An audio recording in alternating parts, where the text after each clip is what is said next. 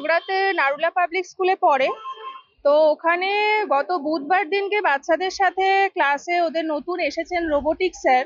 সেই sir open ক্লাসে, সুভাষ মৌরিয়া নাম, উনি ওপেন ক্লাসে বাচ্চাদের সাথে বিভিন্নভাবে বিভিন্ন জনকে বিভিন্ন রকম ভাবে গায়ে টাচ করেছেন। কোনো বাচ্চাকে রোবোটিক্স ক্লাসের ভেতরে একা পেয়ে তার গায়ে বাজেভাবে হাত দিয়েছেন, এবং সেটা আমরা যখন স্কুল কর্তৃপক্ষকে জানাই, আমরা বুধবারেই জানিয়েছিলাম, কিন্তু স্কুল কর্তৃপক্ষ কোনো রকম স্টেপ না নিয়ে উপরন্তু ওই স্যারকেই পরের দিন অর্থাৎ বৃহস্পতিবার এবং শুক্রবার দুদিনই স্কুলে ক্লাস করানোর সুযোগ দেন।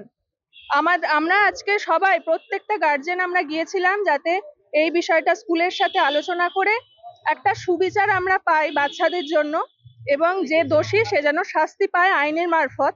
কিন্তু স্কুল কোনোভাবে আমাদের সাথে সাহায্য করেনি। পারি যে এরকম একটা ঘটনা ঘটেছে আমার মেয়ের সাথে স্কুলে, তা আমি তখনই স্কুলে এসে জানাই ব্যাপারটা, কিন্তু তারা আমাকে বলেছিল যে আমরা স্টেপ নেব, কিন্তু তারা কোনো স্টেপই নেয়নি। তার পরিবর্তে স্টেপ না নিয়ে ওই টিচারকে রেখে দিয়েছে। টিচারকে রেখে দিয়ে আজকে আমরা যখন এসছি এই ব্যাপারে বলতে, তা আমাদের সাথে কোনো রকম কোনো কথা বলতে চাননি। বলছে যে আমরা দেখি, মানে টিচার চেঞ্জ করে দিয়েছি, কিন্তু এটা তো সলিউশন না টিচার চেঞ্জ করে দেওয়া। ওদের কথা হচ্ছে আমরা টিচার চেঞ্জ করে দিচ্ছি, কিন্তু এখন টিচার চেঞ্জ করেছে দেখাচ্ছে, কিন্তু এটা তো সলিউশন না। আমরা একটা সলিউশন চাই, এর একটা সিসিটিভি ফুটেজও পর্যন্ত আমরা চাইছি তার শাস্তি হোক। সে অন্য জায়গায় যেতে এই জিনিসটা যেন না করতে পারে, কেন সে তো চেঞ্জ হয়ে আবার এখানে অন্য জায়গায় যাবে। Matter to the organization that has outsourced the teacher to us, and we have reported the matter, got the teacher changed also.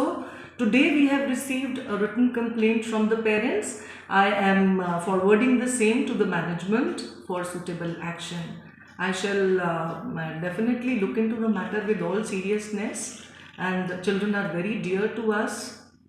We always have sensitized them on good touch, bad touch. Therefore, this is a confidence building exercise that we spoke to all the girls. We sensitized them to report the matters directly to us and immediately. This has not been taken lightly by the school at all. We replaced the teacher through the outsourced organization that had sent the teacher. Will you take any legal steps now? Since we have received the written complaint, I am forwarding the same to the management for suitable action.